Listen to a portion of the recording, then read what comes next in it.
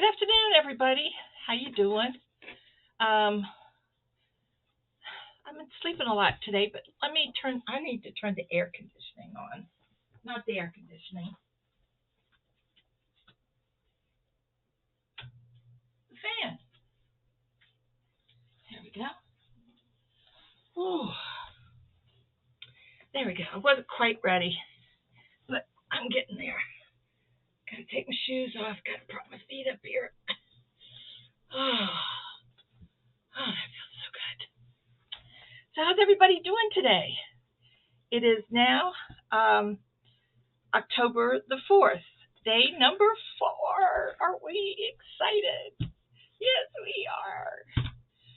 So, I haven't done anything in here today, but I did do a lot yesterday. So, I'm in the process of getting organized.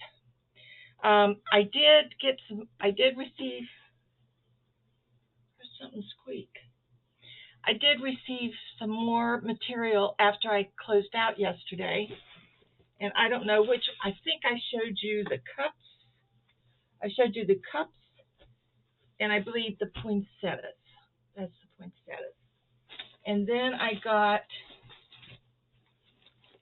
the candy canes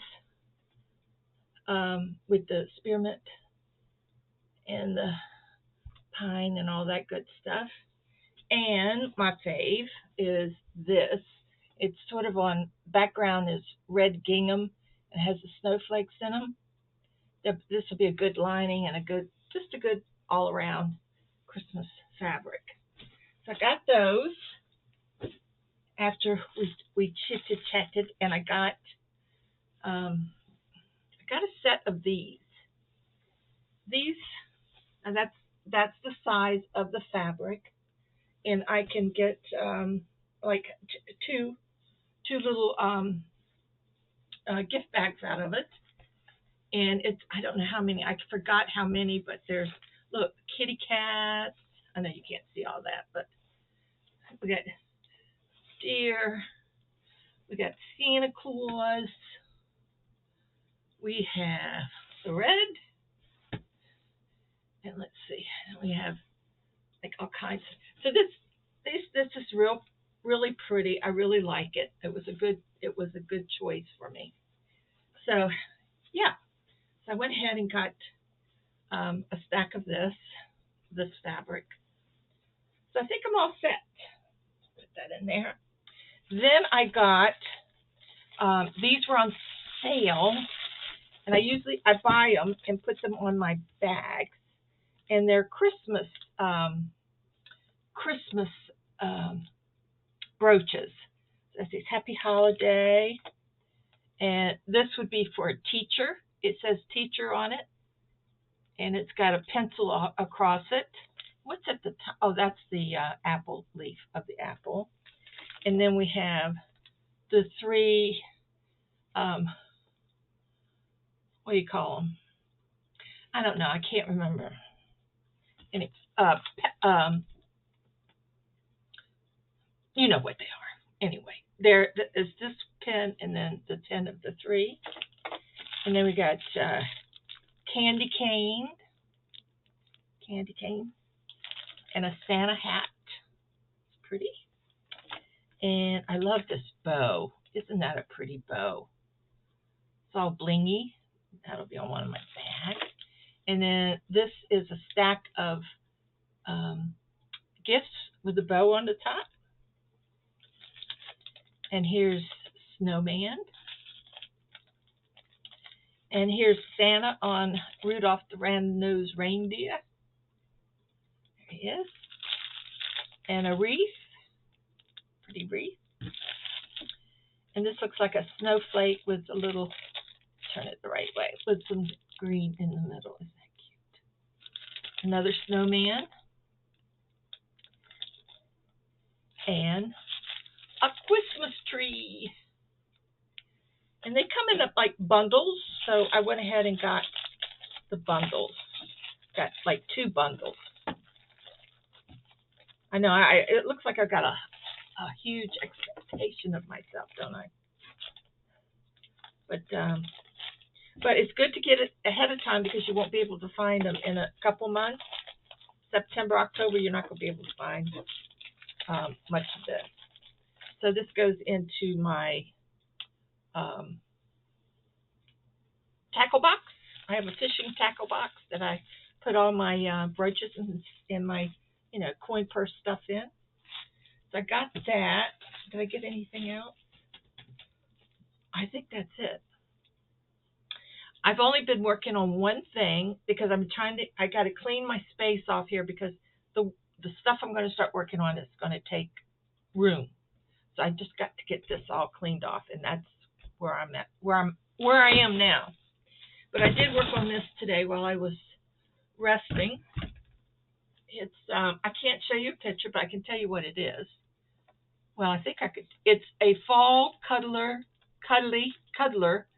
chunky blanket, easy knitting pattern. And some of us ladies in Zoom are working on this.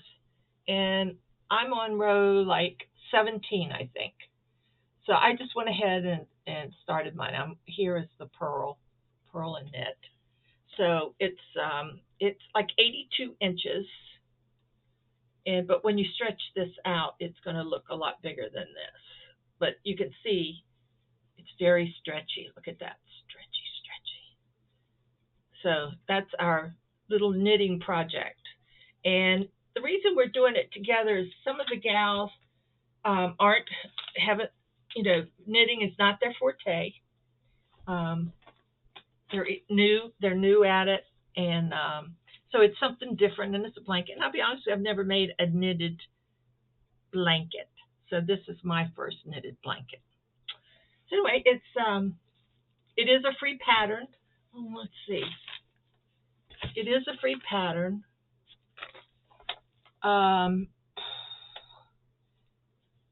Who's it by? I have no idea. Let's see if this last page.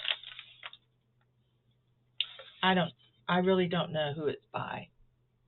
But I'm sure that you could go in and Google Fall Cuddler, Cuddler, chunky blanket. It's an easy knitting pattern. And this is the top result.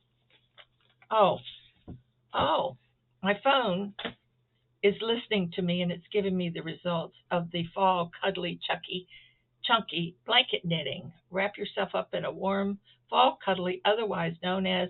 Let me press on it, and I'm not entered yet. Okay, so let's put that there. Then I wanted to show you. This is a pattern, and I showed it each day. It's Elsa's Crochet, and it's Arturo the Sleepy Cat, designed by Elsa Crochet, and that's the pattern. And I can't remember, but I think this might have been a free pattern back when I printed it off. I do not remember the year I printed this off, but I've had it quite a while. So maybe I've had it a couple years. But that's the pattern. Elsa's Crochet. Arturo the Sleepy Cat. That was so much fun too. She's right there. Right there. So that was fun, and that is going to go to someone. The cat, that is. The sleepy cat. Okay. So today I woke up, which was good. That was a good thing. I woke up, got up, fed the animals, do my normal routine, laid back on the couch, took a little nap, got up. What else did I do? Oh, and I just puddled around a little bit, ate breakfast and stuff like that. But anyway, I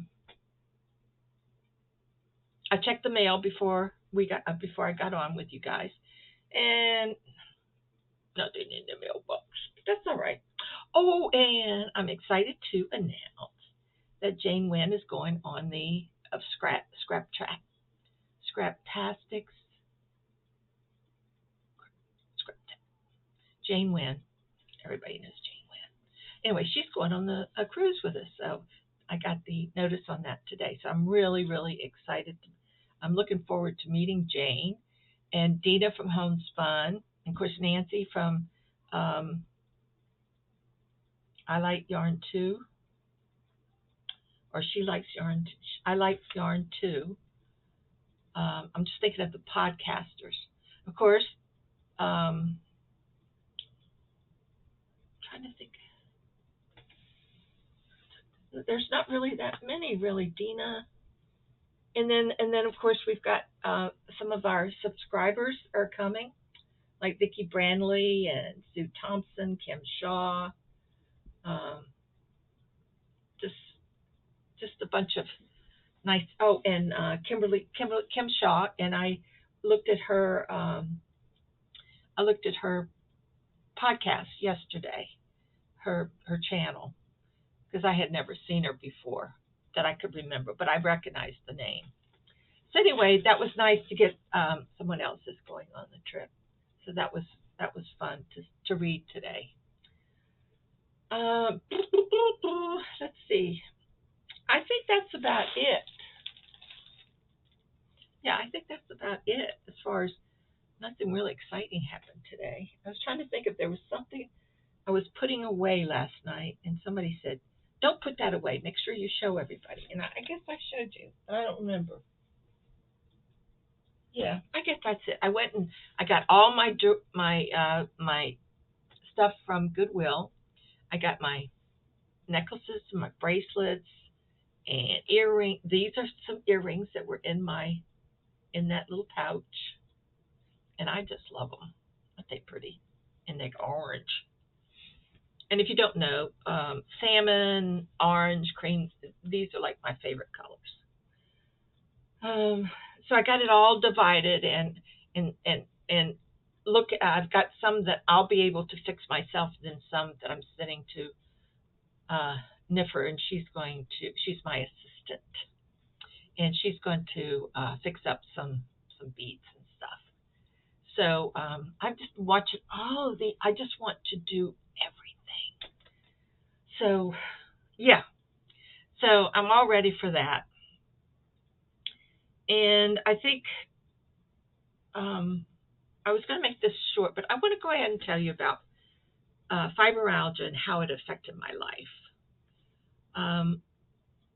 I think that I started with symptoms of fibro when I was in my 30s, and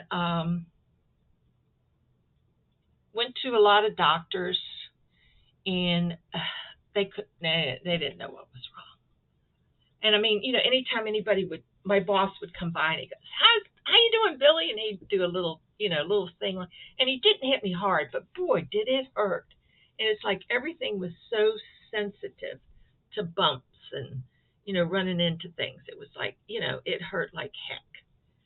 So in my 30s, and I went to all these doctors, and of course no one could figure. And I was having a lot of problems with my legs. It felt like when I got home from work and got ready and took my bath and got all in bed, my legs would drive me crazy. They would itch and sting, and it was just awful. I couldn't sleep. I didn't know what was going on. I'd even turn myself around in my bed and prop my feet on the wall, thinking that maybe if the blood drained from my legs, that maybe they'd stop hurting. Never did. I never did go to a doctor to report what this was. I wasn't going to doctors then because I was a healthy girl, right? A healthy girl. So this went on through my 40s and stuff, and I was starting to get really tired a lot. Not tired, but then I was so tired that I couldn't sleep at night, and I started taking Tylenol PM. I had to take it to be able to sleep at night. So then I started getting swelling in my ankles and in my wrist. It would just swell up, and it would be this one week and this one the next week. So I went to a different doctor, and I've had my share of different doctors, I'll tell you. So I went to this one doctor, not knowing much about the symptoms of what was going on. But she, and I kept going back to her with the swelling problems and what was happening. So finally she said, Billie, I think you have something that they call fibromyalgia. And I, what? That's a big name for something, right? And she began to explain to me what this was all new. I mean, I'm sure that people think that where they live, they've had it for years and years, but where in Virginia where I lived, this is kind of new to me and to a lot of the medical field at that time. I mean, I'm almost 80 years old, so back then that was, anyway. So she, and I found myself, I went, I would get home from work, and then I'd take my Tylenol PM and I'd go to sleep for about 3 or 4 hours. I wake up like at 2:30, 3 o'clock in the morning. I was ready to go. So I would get dressed and go to work at 3, 4 o'clock in the morning. Well, by 11 o'clock, I was dead. I could not hold my head up. And I'd say, well, I put my 8 hours in. I got to go home. So I would go home around 12 or 1. And then I would sleep the afternoon. And then at night, I couldn't sleep. 5 days I went without sleep. So finally, I said, I called the regular internist. I said, do you know anybody that specializes in this? Because I have got to get some relief. So she recommended this other female doctor who knew more about fibro than she did. So I went to her, and she talked to me about fibro and how it affects, this, that, and the other in your body. And she put me on oxycodone. Well, of course, I didn't know what oxycodone was at that time. I wasn't that familiar with all kinds of medications. So that was to combat the pain that I was in. And I mean excruciating pain. Not in one place, but it had spread. It was like everywhere. So not knowing it, I was in a bad drug situation. I mean it.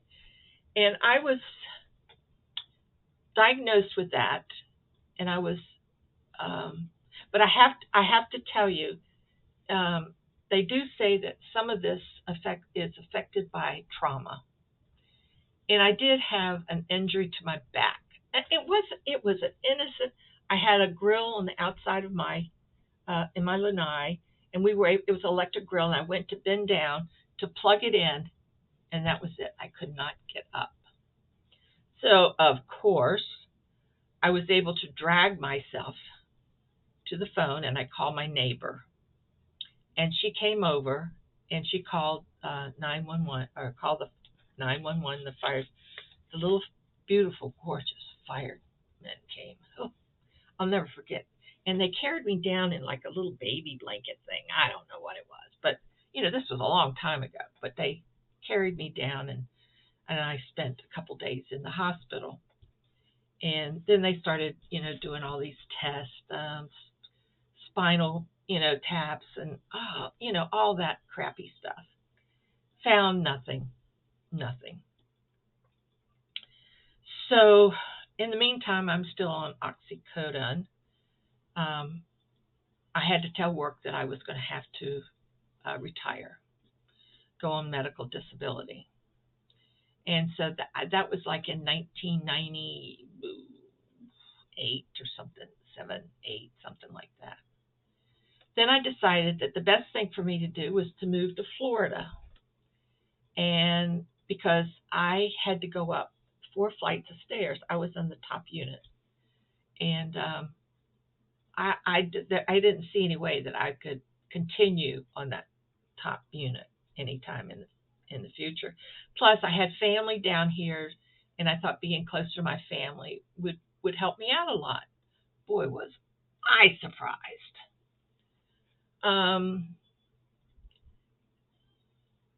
People do not understand fibromyalgia. Even people that have it don't understand it. it affects your body in so many different ways. I mean, I go outside in the sun and all this, or even in the heat, and I can feel stinging in my skin. I can remember at the beginning taking a shower, and it felt like the water felt like sand, just sand, just oh, it was just terrible sand all over my body. It was terrible, and I've gone through different phases of it. Um, but I had to sell my I went and sold my condo, and I'd been there 20 years. So I was going to sell my condo, move to Florida, and in the meantime, um, my friends, I was a very active. Let me tell you guys, I worked all week long. I'd go home at night, fix dinner for myself. I could even have a date or two during the week, and just go, go, go. Saturdays, my girlfriend and I would go to the mall. We'd go and we'd set up. We'd get there early and have your makeup done by Clinique, and go to all these fashion shows at the mall, and just that's where I met Griffin. What's her name? Griffin. She used to be on Good Morning America or whatever it was. Anyway, but anyway, they we would stay there all day long. And we go, it opens at 10. So we'd go there, we'd have lunch, and then we'd shop a little bit more. And then we'd go to a movie, an afternoon movie, and then come home, or vice versa. And then Sunday was my day at home to watch football, take a nap. I always took a nap on Sundays, and do laundry, change sheets, that kind of stuff. But I did have someone that came in every other Friday to clean my apartment, which probably didn't take them any time. But anyway, it was a good thing for me to have when I was working, and I just couldn't do it all. So anyway, I noticed my friends sort of dropping away, because I got to a point that I could not make any plans with anybody. I couldn't plan to go to a movie or go. I didn't know how I was going to feel when that time came. Not the day, but the time. So I just all of a sudden kept canceling on people because I just couldn't make it. I was just too sick. I was just really sick. So the whole time that I was selling my place, I was in like a fibro fog, so bad. I don't remember the trip to Florida. My girlfriend brought me down. She drove me down. I had 3 cats in the back seat. I'll be honest with you, I don't remember much about those early days. I really don't, because I took myself off of the oxycodone. I did not know that you had to gradually, you're supposed to gradually go off of a med. I didn't know that. I said, I can't live like this. I have to get off of this stuff. So it was quite a process. Plus, I was going on Social Security disability. I had long-term disability with my company, and so I was factoring in what I would have to live on, right? So when I got I got an attorney here in Florida to help me with that. So I had to go and, I got to establish myself with a doctor besides the ones that I had up in Virginia. So I go to this one male doctor. He said he did not believe in fibro. He took a test. I did not have lupus. And I'm telling you, I felt so angry at this man. I mean, really angry. And he still practices today. And it's like 20 years ago, he must have been 100. Now he's 150. But anyway, nope, you don't have fibro. So I ran across something in the paper about someone was going to set up a fibromyalgia workshop kind of thing. Well, I went, and they did some exercises in the pool with you. They went through all of the things, uh, and it was, I don't know, there must have been like 6 of us, right, in this trial program, and all 6 of us had the same story, the same pain. Everything was the same. But what people don't tell you is I never had IBS until I got fibro. I have IBS. I have a heart condition. I don't know if fibro affects the heart, but I'll tell you, in this program that I'm in now, that I've been in since almost the whole time I've been here in Florida, almost 20 years, is by the National Arthritis Research Association. And every twice a year, January and July, they sent, a thing for you to fill out. And then you could go and look. They do the whole thing of where your ups and downs and stuff has gone in the last 20 years, or as long as you've been on this program. So I haven't done it this year because I just did. I felt like I was contributing, but I don't think we've gotten very far with fibromyalgia. I mean, wouldn't it be nice to, like with lupus, you can take medication and you feel better? But not only is it muscular, I think it's neurological too. Because I find that when I'm under stress, I feel really bad. I mean, really bad. But anyway, while I was in this, I know I'm jumping all over, but that's all right. You'll catch up. Or maybe I'll catch up. While I was in this program, I met this young lady. Her name was Debbie. And Debbie was from upper New York. So anyway, we became friends, and we're still friends to this day. We can talk to each other about fibro and how we feel, and we listen. My family doesn't understand it. They don't. I do have a cousin that has fibro, and she's younger than I am, like 20 years younger than I am. But none of my brothers and sisters have it. So they say, oh, look at her, chubby, fluffy, she looks great, she looks nice, there's nothing wrong with her, absolutely nothing. I don't understand it. My sister said, I don't understand it, why you can't clean your own house. I don't understand it, why you can't do this and that and the other. Well, yeah, I could probably go and do it, but you know what? I'd be down for a week afterwards. I'm still recuperating from going to Goodwill the other day. And when I got home from Goodwill, my feet and legs, now I do have neuropathy. Nobody else in my family has neuropathy, but I have it almost everywhere. And that's a bummer. That hurts. That really hurts. But you are in pain 24/7. And people do not understand that. But we get to a point after so many years of being in pain that you don't realize it. Like I'll be sitting, and if I'm not crocheting or knitting, I find that I break up my fist.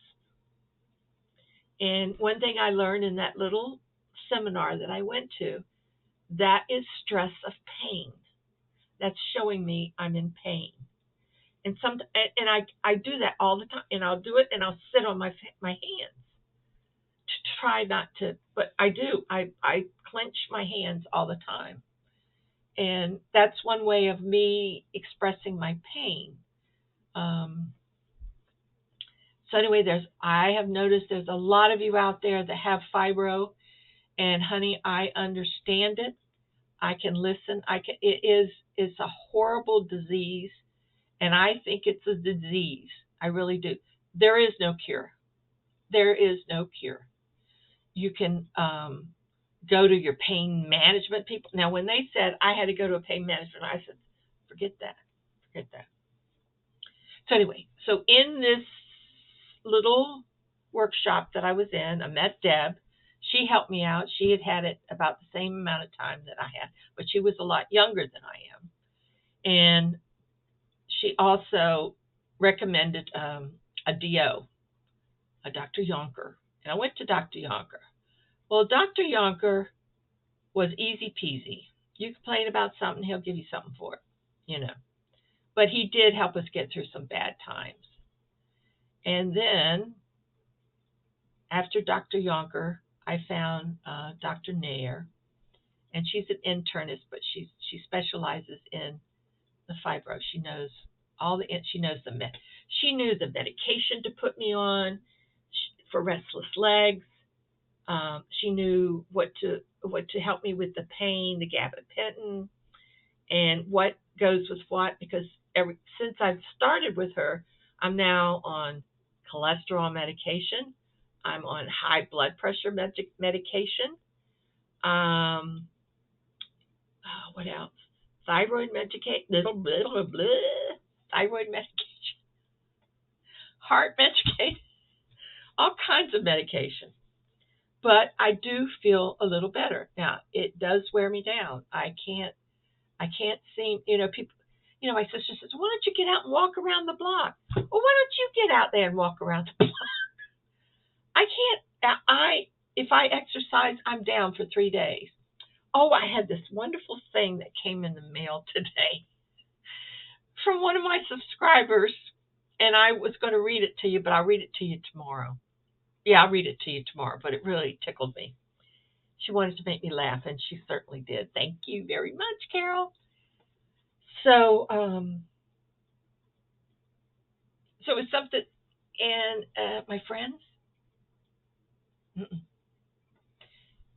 anybody come visit me? They don't want to be around somebody that says they're sick and look great. Nope. My friend Vicki used to come and visit me all the time, and she passed away almost 2 years ago. And she would come and visit with me and sit and talk and stuff. I just like to have somebody to come and visit me and talk and maybe go to lunch with or something. I do have a friend that I met where I lived at a Palma Ranch, and we are still friends. And her husband passed away not too long ago, so we get together every now and then, or I go over and visit or whatever.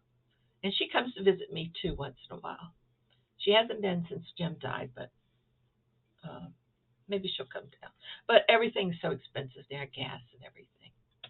But anyway, I tell you, it's a lonely, lonely road when you want to do so much and you just can't. It's frustrating. And then you go through periods of other things bothering you health-wise, and that it just blows up. The fibro, just blows up. It's crazy. And I've noticed that anything that's repetitive, like that you use constantly, for a period of time, that hurts. That starts to hurt. That's why when you sit, you got to get up and move around a little bit every now and then. 33 minutes to tell you about fibromyalgia, and I don't even know if I told you everything I wanted to tell you. I was going to look up all the medical stuff, and then I thought, no, I'll tell you my story, and friends that have just drifted away, and I don't hear from anymore. It was it was just a lack of understanding what it's like to have something that is debilitating, and I'm really sorry about that. I'm really sorry that my friends have abandoned me and my family. They don't. I guess I'm supposed to come visit them, but I'm 77 years old. I'm not healthy, and it would be so nice if some of them would come and visit me. I would really, really, really would tickle me to death. But that's the way it goes. Life is. I had there might be a member of your family that you don't get along with, and then the rest of the family follows that person that you don't get along with because they think you could probably do better. Well, you can't. Life is too short. But anyway, so that's where I am today, and I have this wonderful neighbor down the hall, Pat, who's been helping me out a lot, and I really do appreciate it. And she's become another lifeline for me, and I really, really appreciate it. So anyway, that's my story, and I'm sticking to it. I have to. But it is. I think fibro is very close to lupus. The people in this arthritis association thing is arthritis, any rheumatoid, rheumatoid, rheumatoid, rheumatoid. Pronouncing now that I'm laughing, but you know what I mean. Arthritis, rheumatoid arthritis. Lupus, let's see, what else? A whole bunch, it just all is in a big bundle. And it's too bad we just can't take a pill and it goes away. But it ain't happening, I guess. Not in my lifetime anyway. But it's like the flu, you just have to, when you get it, you have to let it roll with it, right, until it's over with.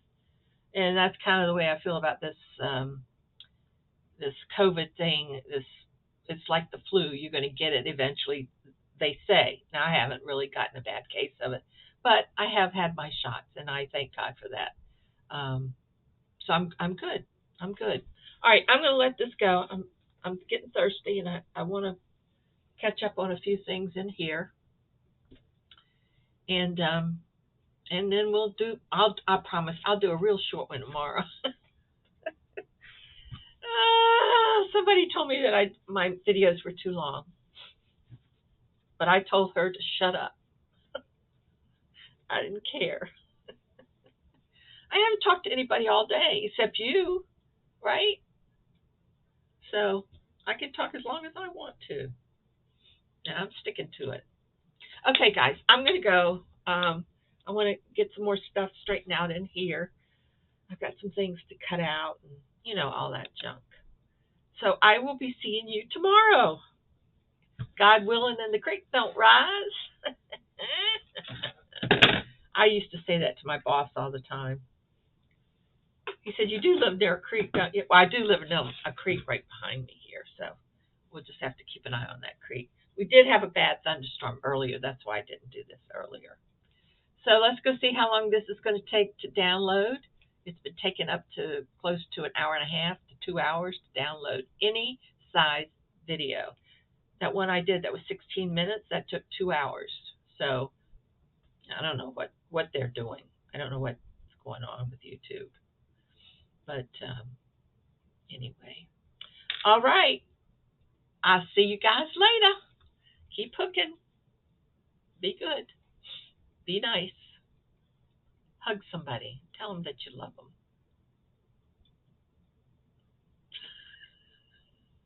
Please. Goodbye, everybody. See you tomorrow.